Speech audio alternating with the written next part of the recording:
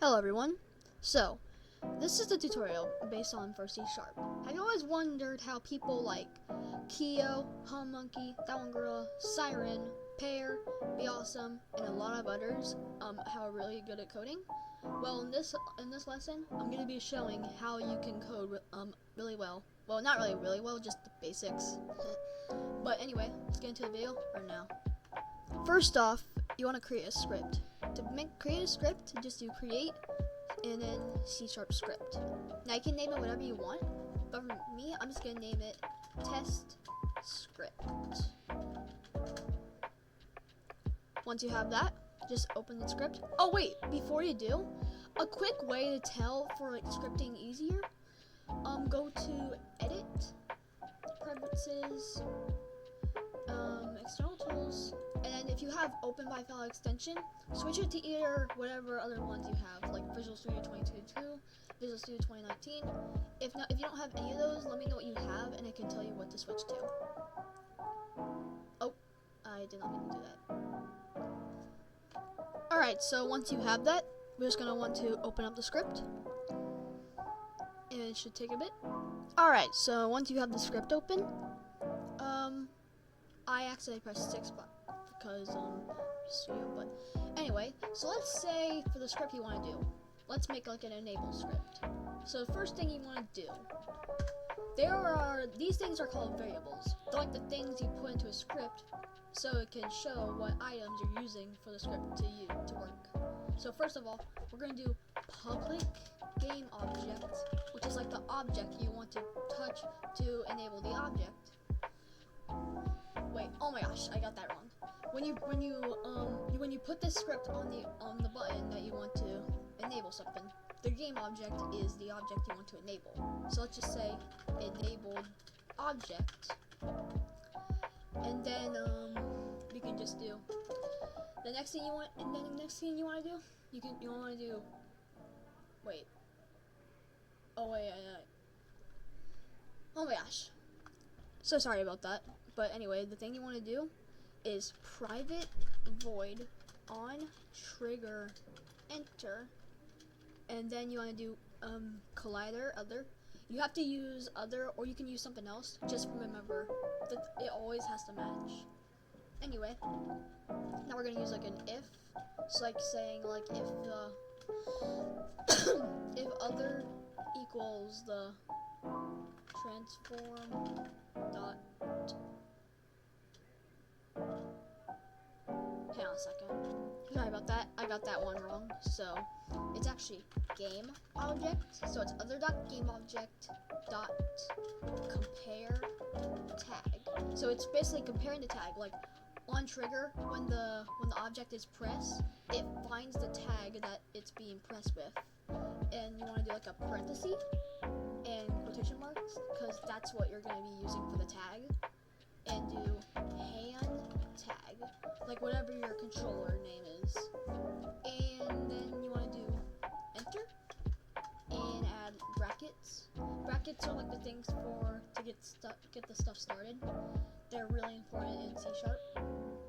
And then just do enabled object dot set active, which means it's setting the active, which like it's finding the object and it'll turn it like it'll make it disappear or make it turn on. And if we do it false, it will disable object.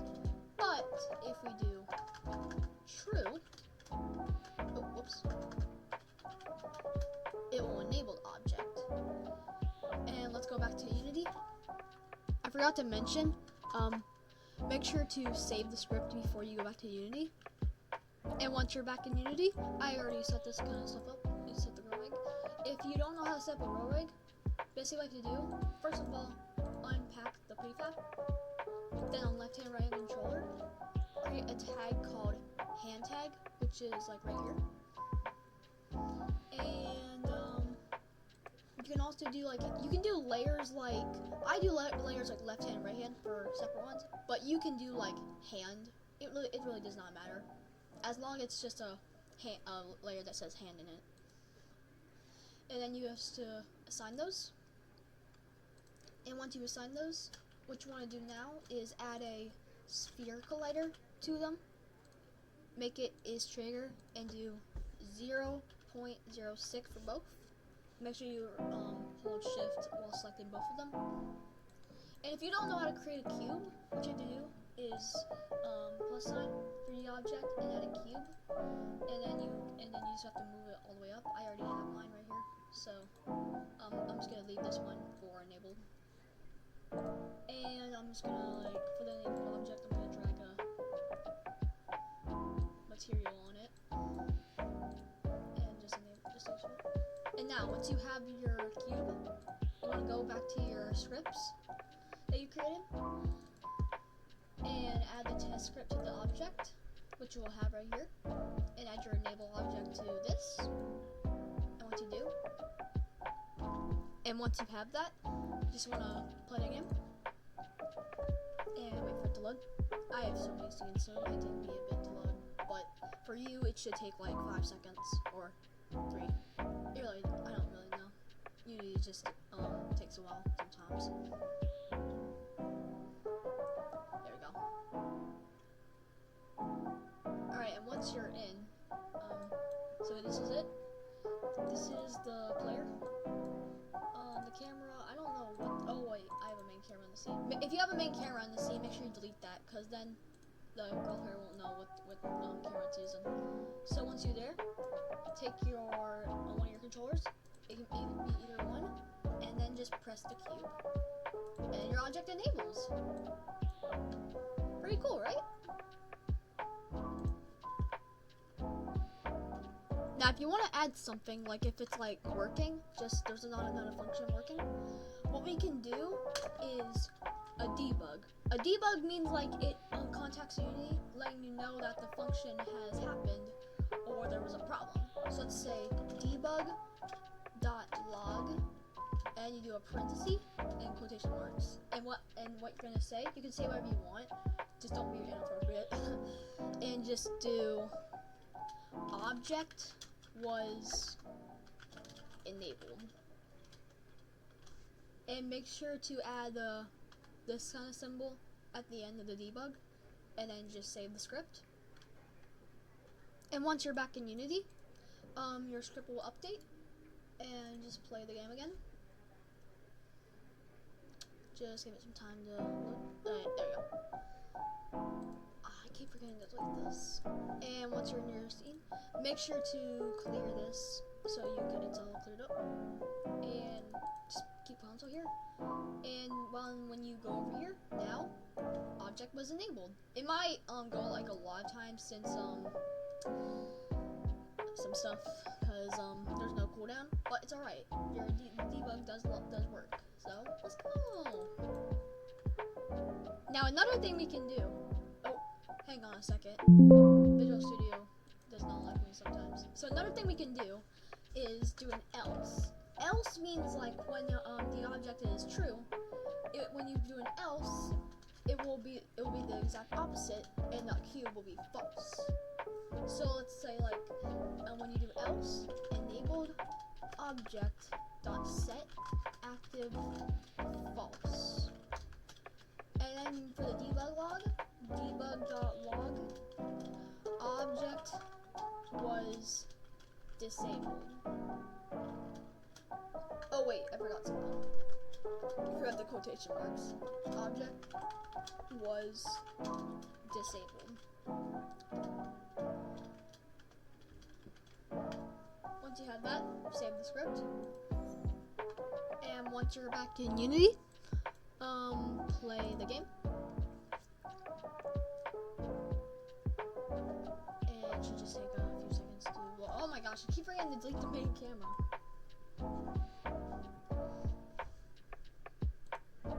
And once you're in, you can now go to the player, and we're gonna have to use controllers because then it will just like spam.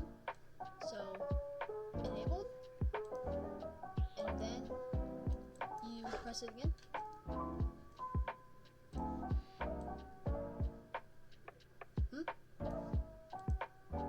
Wait. Oh, I know what I did wrong. Hang on a second. Alright, so I'm really sorry about that. But the way to do this is, first of all, delete all this, and then you have to do enabled object, and hold on, set active, do this, enabled object dot active self. So basically it's active self is, so it's set active, and exclamation mark means like the disabled part. So like, oh my gosh, okay. So exclamation mark on a bool or object means it's the opposite. And if there is no exclamation mark, that means it is being the right way. And once you do that, you do enable. Oh wait, if enabled object dot active self debug.log object is enabled, and then you do else debug.log object is disabled. And once you have that, save the code. And once you're back in Unity, your cube should still be the same. Oh, I forgot something. Make sure is triggers on. I don't know why it was working with noise trigger, but just make sure it's on. But when you play the game, now you should be able to do it. I keep forgetting to delete the main camera. What is wrong? But anyway, Gorilla Player, you do this, and then enable the object, and it's enabled. You press it again, it's disabled, and yeah, works just like that. Very cool. Now another thing we're gonna do. So when you press the object, if you like hold it down, then it just like spams all the debug logs. We don't want that to happen. So what we're gonna do is make a cooldown. So the first thing you want to do, make sure you do an enter like this, and we're gonna do an I enumerator. Oh, my bad. I was holding tab. I enumerator has to be just spelled like this. And then you do, you can name it whatever you want. I'm just gonna name this enabled countdown. And then you want to do this. Now it's gonna say it's like an error and stuff, but that's okay. It's only because you don't have like a function that it needs. So what you're gonna do, add a yield. I think I might have spelled that wrong. Yield. No, it's this way. Yield. Return new. Wait 4 seconds. And if you wanna do like another way, something you could do is do this public float, which means float is like a number of what you want. It's like a whatever. It's just like a float with numbers in them. And once you do that, you can just do count down equals. And to do this, you can do like 3. But to end it, you have to do 3F and with a symbol like that. And once you do that, do count down and then add this. And once that happens, sorry about that, my mom was talking to me. But anyway, what you're gonna do, for on trigger enter, you wanna do start core routine and do 2 parentheses, and in this space right here you want to do enabled countdown, and then add a symbol right here. And the next thing you want to do, these are going to be called bools. They're basically things for, let's say, for enabling stuff and other things I cannot really explain. But yeah, so we're gonna do like a private means like when you have a variable and it's private, it does not show in Unity. That way it will save you some room. But if it's a public, it will show. That's what that means. So you do private bool, and you can name whatever you want, but I just want to name it timer bool. And once you have that, you want to go to this one here, this like space, and do and timer bool, and make sure you add a exclamation mark. And once you add that, do when enable countdown, timer bool equals hang on a second, I'm just investigate real quick.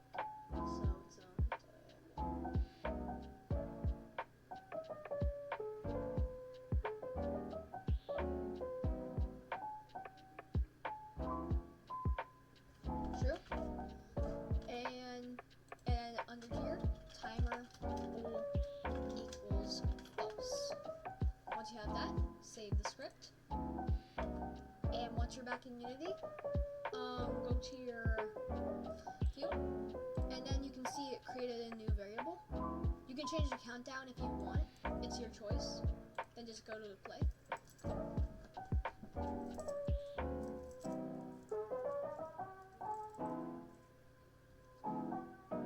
Why do I keep forgetting to do this? Okay, next time I'm gonna do it. I'm gonna do it. Alright, anyway, once you do that, your role player can go over here, tap the cube, and you can see it won't detect anything anymore until the countdown's over. So I wait for like 2 seconds, like 1, 2, disables, nothing works, 1, 2, 3, and enables. Pretty cool. You just made your enable script of countdowns, so it's like a countdown. Now another thing we're gonna do, it's really simple. We're gonna add another object, public game object,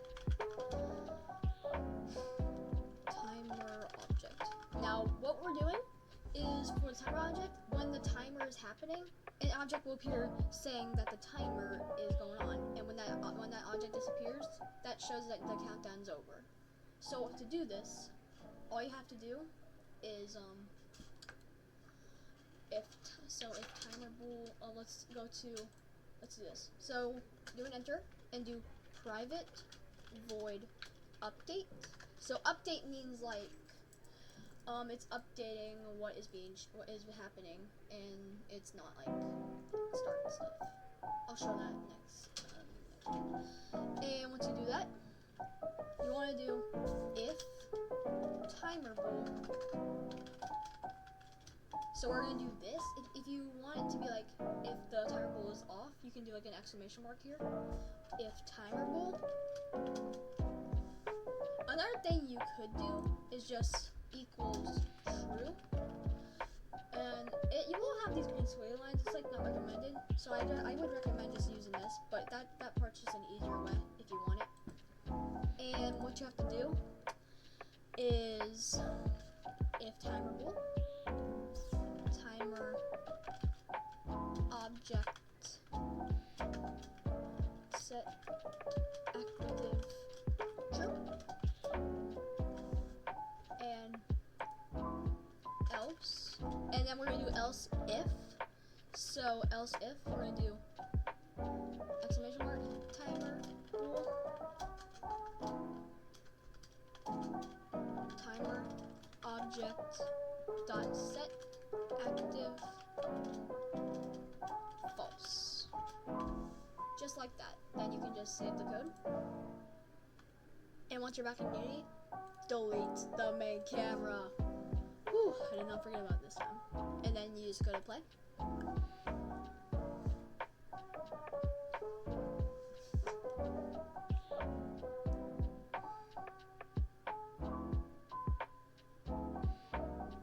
Alright, once you're here, go player right here. Oh, wait, shoot, I forgot something. When you have this, it will create another variable. What you want to do, I'm just going to use this object that I had. And I'm just gonna duplicate it, put it over here. Turn this one off. Actually, I'm gonna assign another material to it. Make it like, how about blue? Then turn this off. And you go to the cube, add your cube, and play the game. Oh wait, I had the green object disabled, but if you enabled, if you have that enabled, you can just turn it off in play mode. It's so it doesn't matter. Just do this. Once you're there, do grill player and go over here. Enable the object, and the blue object will enable. 3 seconds, it will disable. Saying the countdown's over, and it'll disable again. And the blue thing will enable and disable, just like that. Pretty cool. Alright, so the next thing we're gonna do is material changing. First, I'm in a friend's VC right now, so scale up the screen. So next thing we're gonna do, material changing. So like when you press the cube will turn a certain color for just a second, and it will go away. So first thing you want to add is public material, and just say color material. And private void on trigger enter. Also, make sure to do this. Private void start. So like on start, it will do a function. So what we're gonna do is the game object we have right now, game object dot get component renderer dot material equals color material. Oh wait. So basically what this function does, when the game object gets the component renderer dot material, it will turn into that color material on start. So we don't want that. We just want it to be get component renderer. So it finds the object that has like a renderer on it. So once we do that, let's see.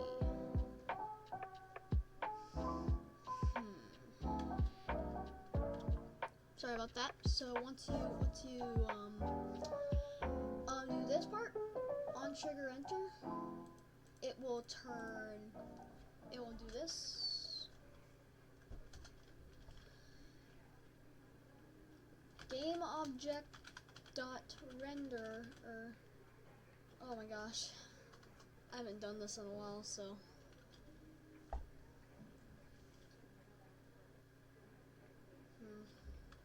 okay, so I'm gonna try something else.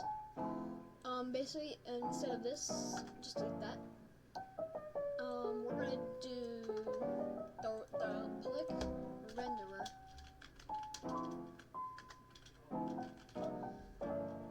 And just do the object 101. I'm just gonna name it that. Once we do that, I'm gonna do object were on dot material equals color material. And once we do that, when it enables the countdown,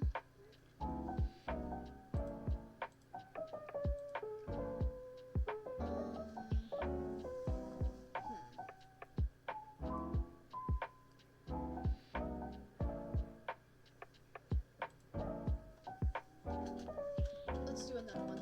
It'll return new, wait 4 seconds, and we're gonna add another public float and call it turn color back and put the symbol. Once you do that, add turn color back. I'm gonna make this equal to 0.5 f, so it's just really short. Once that happens, the object were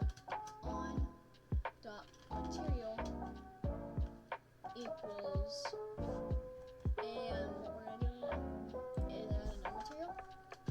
Public material. Basic one.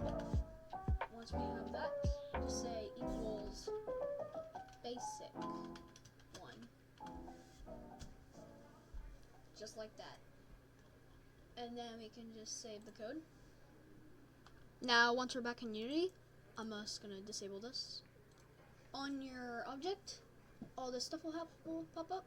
Drag the cube onto your renderer and turn color back. Just keep it like that. Color material. I'm gonna put like a red one. And like right here. And put it right here. And basic one, I'm just gonna do like a white blank one. And for your basic material, just drag it on here.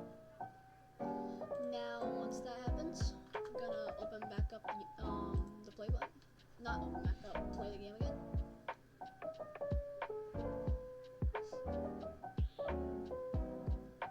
And once you're back in the game, go to grow player and move your player up to the okay, there you go. Up to the cube. And just select your controller and press. Okay, it just stayed red, but I might know how to fix that. Yeah, you just have to, I know how to fix that. So the way to fix that, what you have to do, instead of this stuff, just delete that and create another eye enumerator and just call it color button switch back is what I'm gonna name it, and just paste this back. And for on trigger enter, do start quarantine, and two parentheses, and say color button switch back.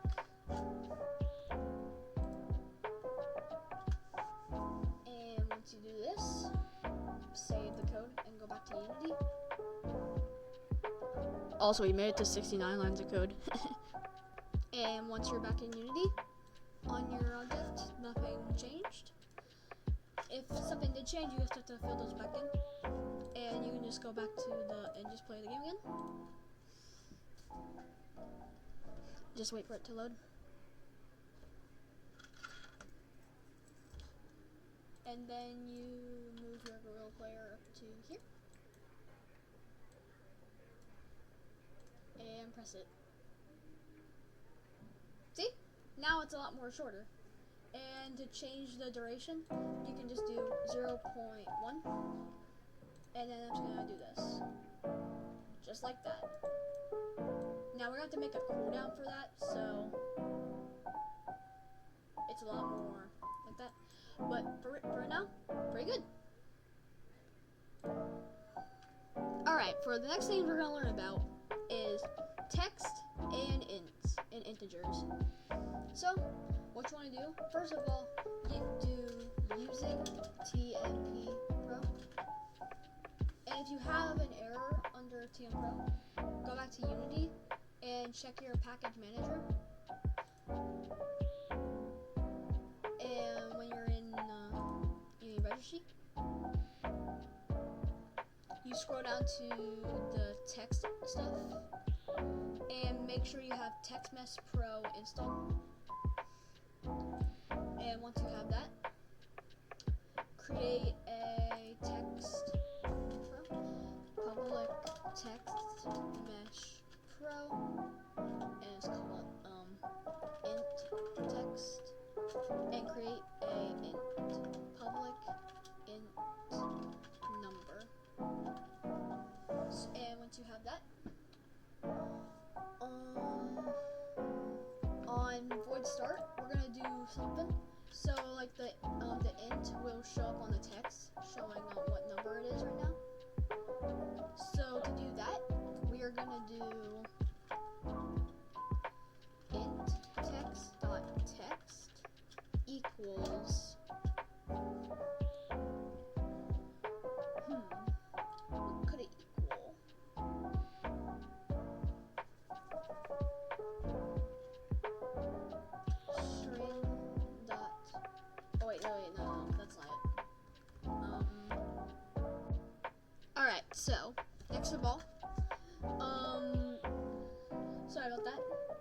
basically what you want to do is do number, whatever like the int you created, and do number dot to string. And then when you load into the game, the text should say the number that the int has, 0. And if you want to say something else like score or something, you can just do equals score and add a plus number to a string. And that's how that would happen. So like let's save it and go back to Unity. Okay, just wait a second. And once you're back, go to your cube, and then you'll have this. Create a text mesh pro. It will be like really far out, so you just have to find it. See, there it is. And just bring it up here.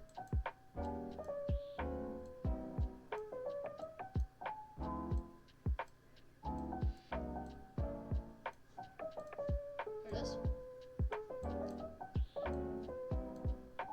And so you have this. Then you're going to go to your cube and add text mesh pro to here. Then we're going to load up the game.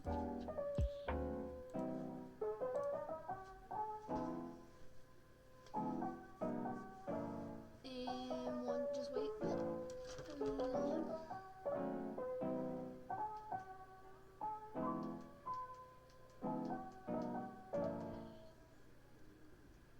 Almost done loading.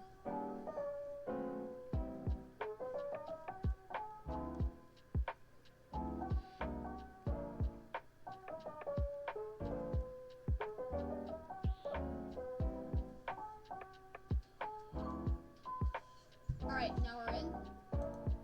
Score 0.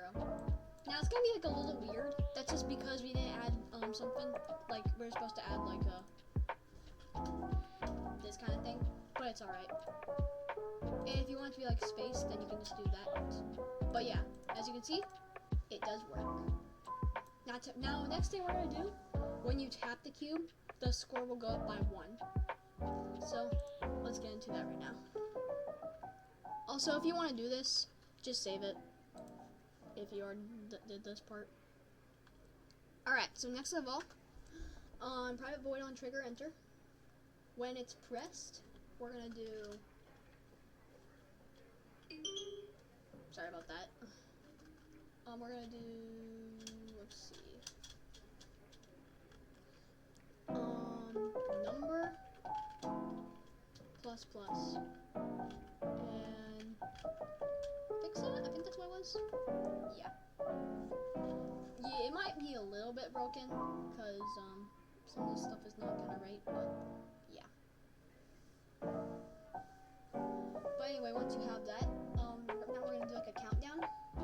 So for not count. Oh my gosh, a cooldown, so it doesn't do too much. Or keep that. It really does not matter. You can just repeat the process for the other countdown stuff, using like a boolean thing. So like create a bool. Yeah. And you can also repeat the process for the color button switch back if I already said in the video. And yeah. Just save the code and go back to Unity. Okay, so I really like to apologize because what I did was very wrong. Actually, like super wrong. So what I'm gonna do, delete that part, and instead of this, we're gonna do something else. So just copy this code, and then we're gonna create a private void update score text. And once you have that, just add the brackets, and then paste your code back in. Oh, uh-oh. Oh no, what did I do? Stop it! What did I do? Stop! Stop! I am so sorry about that, but whatever you do not press the letter B on your keyboard. It will do something that you do not want. It's really annoying. But anyway, just if this happens, just clear it. I don't know how to clear. Anyway, let's go back here. Do Control V, paste it. Y is not pasted. There you go. Once you have it pasted, just do plus the number, and just do this. You don't need the toString thing. Anyways, once you have that, sorry about that, my sister was in the room. Really told him not to interrupt me. Already interrupted me. But anyway, once you have this, you want to do update score text, and then add that. And once you have that, you want to do this. So number plus plus and update score text. And once you have that, save the code and go back to Unity. Alright, so when you make it back to Unity, you'll have all this, which is a lot of progress. Then you play a game. And just wait for it to load.